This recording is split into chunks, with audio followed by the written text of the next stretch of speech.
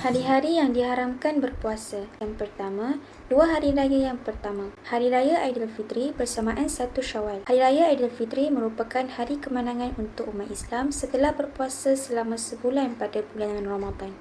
Justru itu, Allah Subhanahu Wa Taala melarang kita untuk berpuasa pada 1 Syawal kerana ia adalah sebagai tanda kita bersyukur ke atas nikmat hari raya yang dikurniakan. Hari Raya Aidil-Adha bersamaan 1 Zulhijjah. Pada Hari Raya Aidil-Adha yang jatuh pada 10 Zulhijjah, umat Islam disunatkan untuk menyembelih haiwan sebagai korban. Justru, kita dilarang untuk berpuasa pada hari tersebut. Yang kedua, pada hari Tashrik, pada 11, 12, 13 bulan Zulhijjah. Hari itu adalah untuk menikmati daging korban yang diperintahkan oleh Allah Subhanahu Wa Taala kepada hamba-Nya setiap tahun. Manakala yang ketiga, hari Syak, hari yang diragui pada akhir bulan Sya'ban iaitu 30 Sya'ban atau pada awal Ramadan iaitu 1 Ramadan kerana tidak pasti bahawa Ramadan sudah masuk atau belum. Yang keempat, puasa pertengahan bulan Sya'ban ke atas. Haram puasa sunat pada 16 hingga 30 Sya'ban bagi orang yang tidak biasa puasa sunat sebelum itu. Dari Abu Hurairah radhiyallahu anhu berkata, Rasulullah sallallahu alaihi wasallam bersabda, apabila telah tertinggal separuh dari bulan Sya'ban, maka janganlah kamu berpuasa. Hadis riwayat Imam Tirmizi dan Abu Daud. Seterusnya, disunatkan berpuasa pada hari Isnin dan Khamis menurut mazhab Syafi'i rahimahullah. Daripada Aisyah radhiyallahu anha berkata, adapun Nabi sallallahu alaihi wasallam sentiasa berpuasa pada hari Isnin dan Khamis. Riwayat At-Tirmizi. Selain itu, disunatkan untuk berpuasa pada 10 Muharram iaitu hari Ashura.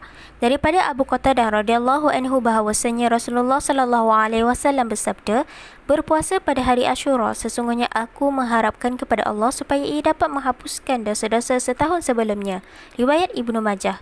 Rasulullah sallallahu alaihi wasallam menyuruh untuk turut berpuasa sehari sebelum 10 Muharram ataupun sehari selepas dengan tujuan menyelisihi golongan Yahudi yang hanya berpuasa pada 10 Muharram. Kita juga disunatkan untuk menunaikan puasa hari Arafah pada 9 Zulhijjah setiap tahun di mana ia merupakan hari para jemaah haji wukuf di Arafah. Daripada Abu Qatadah bahawasanya Nabi sallallahu alaihi wasallam bersabda, puasa pada hari Arafah, aku berharap pada Allah agar dihapuskan dosa yang sebelum dan selepas tahun itu. Riwayat Muslim. Yang keempat, puasa 6 bulan Syawal.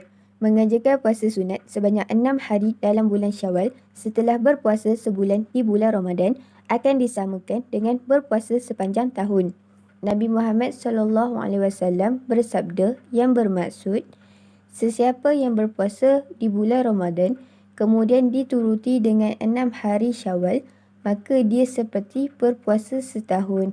Hadis riwayat Muslim. Yang kelima, Hari Raya Aidil-Adha pada 10 Zulhijjah.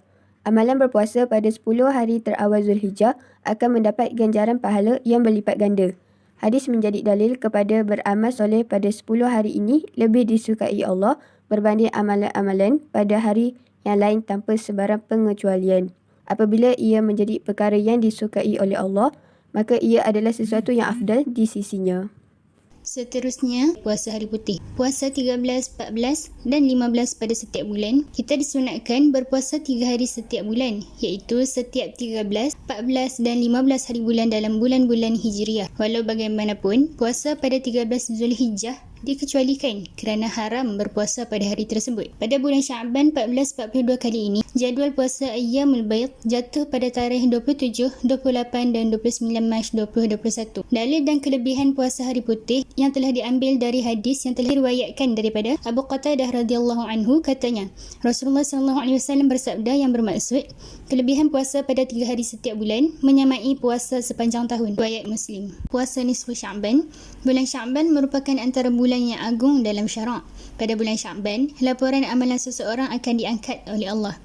Dalil bagi puasa nisfu Sya'ban diambil daripada hadis yang diriwayatkan daripada Abu Salamah radhiyallahu anhu berkata, aku bertanya kepada Aisyah radhiyallahu anha tentang puasanya Nabi sallallahu alaihi wasallam, lantas beliau menjawab yang bermaksud, beliau biasanya berpuasa sampai kami mengatakan sungguh telah berpuasa terus, dan beliau berbuka sampai kami mengatakan sungguh beliau telah berbuka, dan aku tidak melihat beliau berpuasa yang lebih banyak dibandingkan pada bulan Sya'ban.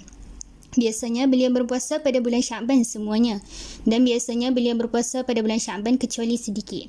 Riwayat Muslim.